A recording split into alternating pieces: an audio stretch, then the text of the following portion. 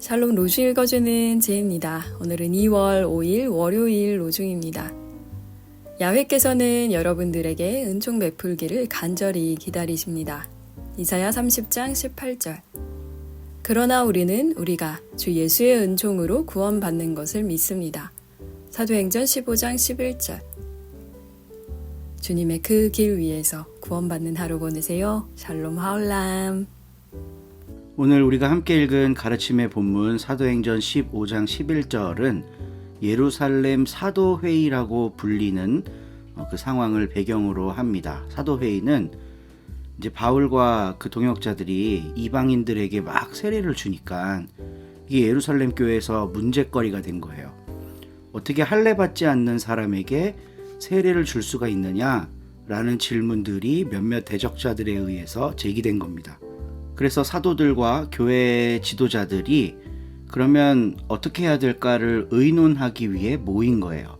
어떤 의미에서 이 회의는 역사상 교회의 첫 번째 공적인 회의라고 할 수 있습니다.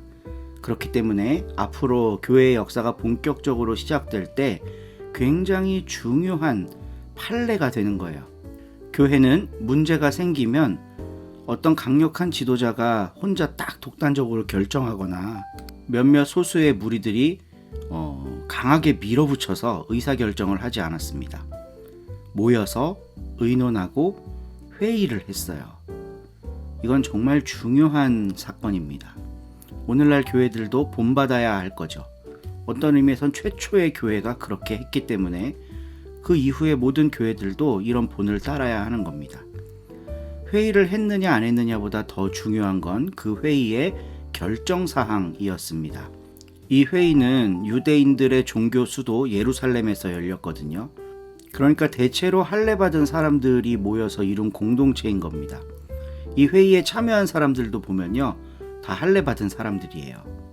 근데 이 회의의 결정사항이 위대한 건 결론적으로 얘기해서 할례 받지 않아도 세례 받을 수 있다 라고 무할례자들에게 하는 선교를 승인했다는 겁니다.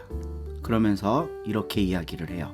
그러나 우리는 우리가 주 예수의 은총으로 구원받는 것을 믿습니다. 이게 더 상위의 개념이기 때문에 할례의 유무는 중요하지 않다는 거예요. 그리고 이후로부터 본격적인 이방 선교가 시작됩니다. 예루살렘 교회의 이러한 결정은 선교적 교회를 형성하는 데 굉장히 중요한 미천을 제공합니다. 오늘날 우리들의 교회, 우리 한국 교회에는 모든 교회가 하나도 예외 없이 선교적 사명을 부여받았습니다. 선교적 사명을 부여받아 놓고 우리가 하는 대부분의 회의들은요, 안 되는 걸 규정하는 데 초점이 맞춰져 있어요. 어떤 교단은 항존직자가 되기 위해 11조 생활을 해야 된다는 걸 규정화하기도 하고요. 동성애와 관련된 사람은 교회 직원이 될 수 없다라고 하는 조항이 우리 교단 헌법에도 박제되어 있습니다. 오늘날 우리들의 교회가 직면하고 있는 여러 이슈들만큼이나 할례 문제는 당시 예루살렘 교회에서 굉장히 뜨거운 감자였어요. 그런데 첫 교회의 결정은 할례 받지 않아도 구원의 대상이 될 수 있다. 왜냐하면 오늘 가르침의 본문처럼 우리는 우리가 주 예수의 은총으로 구원받는 것을 믿습니다. 이게 더 상위의 개념이기 때문에 그런 거죠. 오늘 함께 로중을 묵상하는 우리 모든 서로님들의 삶 속에 선교적인 삶이 재현되기를 간절히 바라봅니다. 나아가서 우리 교회도 차별, 금지, 안됨 이런 결정들이 아니라 사랑하고 허용하고 품는 그런 결정하는 교회가 될 수 있기를 간절히 소망합니다. 오늘도 좋은 하루 되세요. 2장. 마침내 오순절이 되어 신도들이 모두 한 곳에 모여 있었는데 갑자기 하늘에서 세찬 바람이 부는 듯한 소리가 들려오더니 그들이 앉아있던 온 집안을 가득 채웠다. 그러자 혀 같은 것들이 나타나 불길처럼 갈라지며 각 사람 위에 내렸다. 그들의 마음은 성령으로 가득 차서 성령이 시키시는 대로 여러 가지 외국어로 말을 하기 시작하였다. 그때 예루살렘에는 세계 각국에서 온 경건한 유다인들이 살고 있었다. 그 소리가 나자 많은 사람들이 몰려들었다. 그리고 사도들이 말하는 것이 사람들에게는 저마다 자기네 지방 말로 들리므로 모두 어리둥절해졌다. 그들은 놀라고 또 한편 신기하게 여기며 지금 말하고 있는 저 사람들은 모두 갈릴레아 사람들이 아닌가? 그런데 우리는 저 사람들이 하는 말을 저마다 자기가 태어난 지방의 말로 듣고 있으니 어찌 된 셈인가? 이 가운데는 바르티아 사람, 메데 사람, 엘람 사람이 있는가 하면 메소포타미아, 유다, 갑바도기아, 본도, 아시아에서 온 사람들도 있고 프리기아, 밤필리아, 이집트, 또 키레네에 가까운 리비아 지방의 여러 지방 사람들도 있다. 그리고 로마에서 나그네로 온 유다인들과 유다교에 개종한 이방인들이 있고 그레데 사람들과 아라비아 사람들도 있다. 그런데 저 사람들이 지금 하느님께서 하신 큰 일들을 전하고 있는데 그것을 우리는 저마다 자기네 말로 듣고 있지 않은가 하고 말하였다.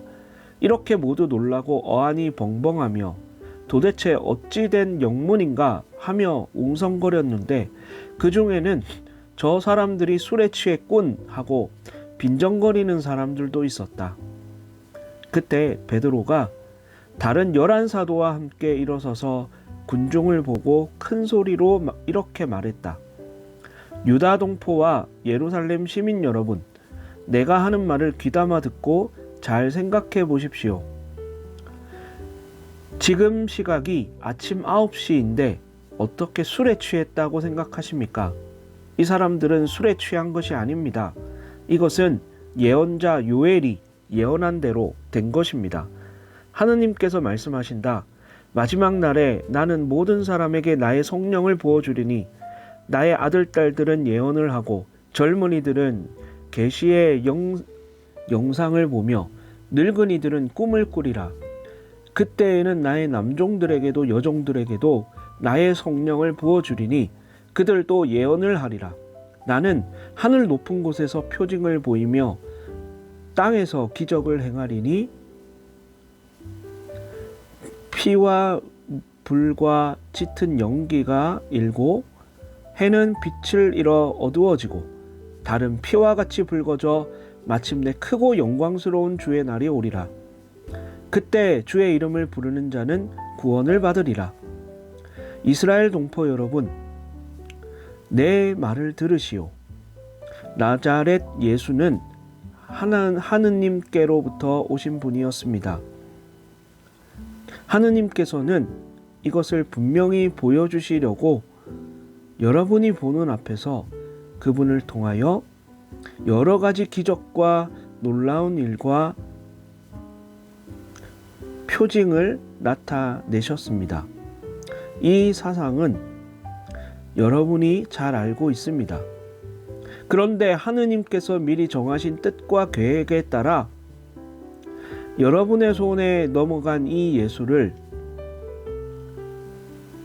여러분은 악인들의 손을 빌려 십자가에 못 박아 죽였던 것입니다. 그러나 하느님께서는 그분을 되살리시고 죽음의 고통에서 풀어주었습니다. 예수께서는 죽음의 세력에 사로잡혀 계실 분이 아닙니다.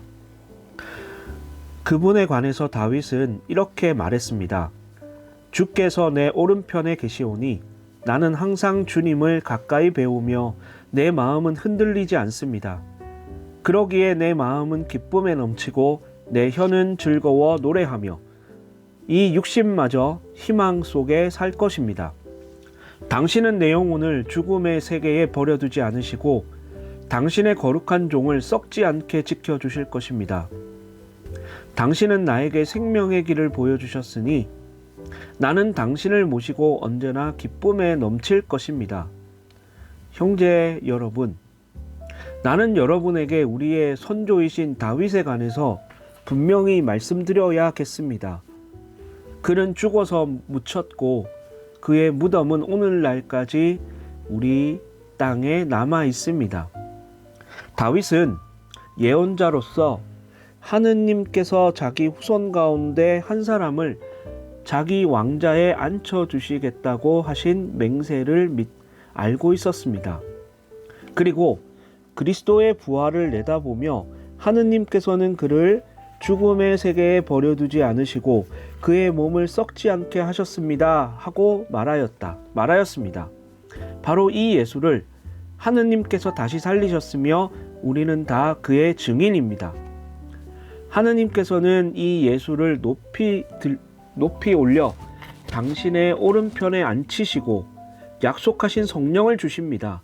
예수께서는 아버지께로부터 받은 성령을 지금 여러분이 보고 듣는 대로 우리에게 부어주셨습니다. 다윗은 하늘에 올라가지 못했으나 그는 주 하느님께서 내 주님께 내가 내 원수를 내 발 아래 굴복시킬 때까지